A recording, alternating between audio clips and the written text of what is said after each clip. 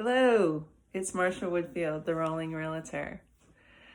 I'm talking today to first-time home buyers. This video is for you and other buyers as well, because there's lots of information that changes sometimes as laws change. But in general, if you've bought a home before, you'll know most of this information. But feel free to listen in, even if you're not a first-time home buyer. So firstly, I wanted to talk about really one of the most important things you want to do before you do anything else, which is to get pre-approved for your mortgage. If you don't have a bank or a mortgage broker, go ahead and research and find one. If you're working with a buyer's broker, they will most likely have a team. In general, you want to have a team, your mortgage broker, your contractor, if you need to do work in the place you buy, lots of different things. And maybe I'll just do a different video at some point about the team you want to build. But for right now, get that mortgage broker, get the pre-approval, because, it may feel like it takes a little time to get that, but if you don't do it, you have to do it eventually. And you're going to save time overall by doing that, because one, then you really will know what you can afford. Even if you feel like, oh, I'm just starting to look, I'm not committed yet. If you start looking at things that are really outside of your budget, you're going to be kind of wasting your time there. And you don't want to do that. I mean, I don't want to do that. Mostly you want to save time and be as efficient as possible. So it ultimately will save you time. And you're going to need, if you do find a place that you really like, you're going to need your finances looked at anyway to make an offer. So when you put in an offer, you're going to show all of your finances and all of that. So really, when you do the pre-approval process for the mortgage, they are going to ask you for your finances.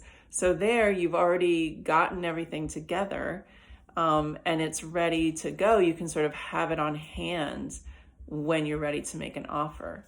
So kind of killing two birds with one stone, or maybe three birds with one stone by doing that.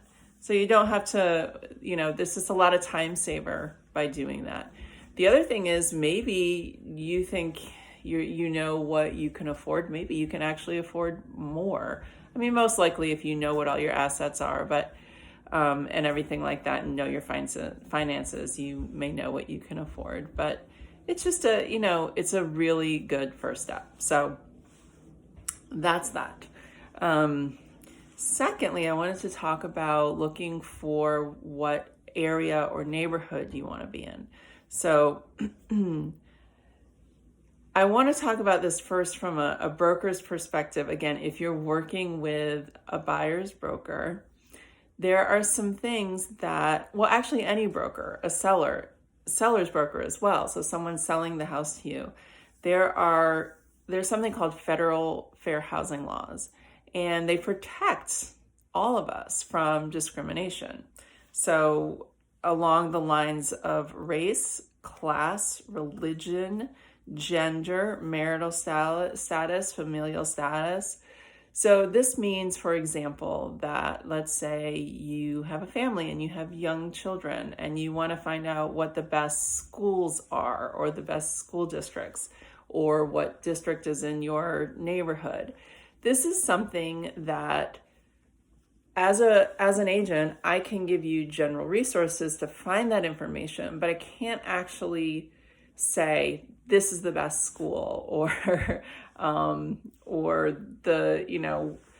we're only going to take families in this house, or something like that, because that's potentially discriminatory for or against families. So these are things that you want to research. If there are things you want to know about a neighborhood, you need to go ahead and research them. And like I said, a broker or an agent on the listing may be able to give you resources to find that information, but they can't actually, steer you one way or another. That is not okay. It's not illegal. It's illegal. Anyway, so figure out what neighborhood you want to be in, and then of course that's going to affect price as well.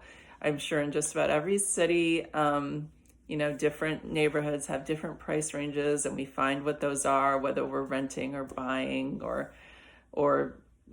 selling and moving to a different one. So just or investing. So figure out where you want to be, do some research, do your due diligence there on your own. And then your broker, or you can be on your own, but if you're working with an agent, then they can help you, navigate other things. But you do have to do some of your own research. So that's that. And then the last thing I wanted to talk about is the type of home that you're looking for. So there's condos, there's co-ops, there's townhouses, there's single family homes, there's multifamily homes. I currently have a listing on the market. It's a multifamily home. And a lot of people who come to see it, a big trend right now, especially in New York City, where we have a lot of multifamily homes, is to live in the home and have a rental unit. And it's a great way to get some extra income and help pay for your mortgage and all of that.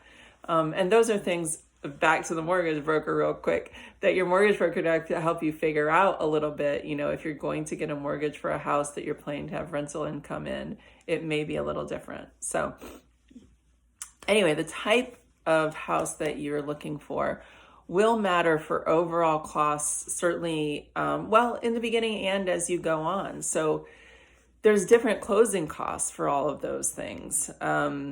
Co-op closing costs tend to be the least amount. They're not very big. Condos can tend to be much more. But then with like a condo or co-op, you have to look at maintenance fees and common charges. And then on everything, you have to look at real estate taxes.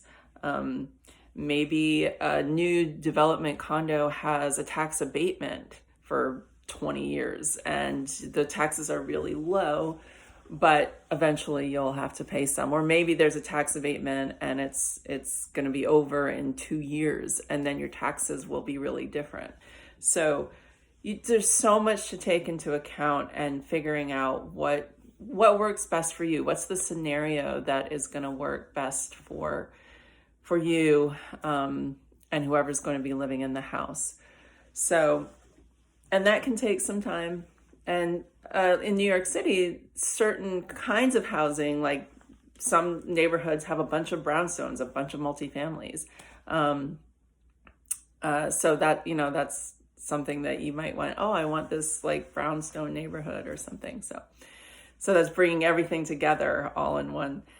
So that's it. That's what I wanted to talk about. And I think I could easily do a video for each of these, and I may come back and sort of hone in on even more details for each of these sections. But this is a really good start.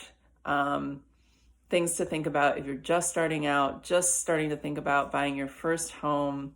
And and you can consider working with a broker to buy a home as well. And it could help, like I said, with so many things. There's a team of people that you want to have in your corner.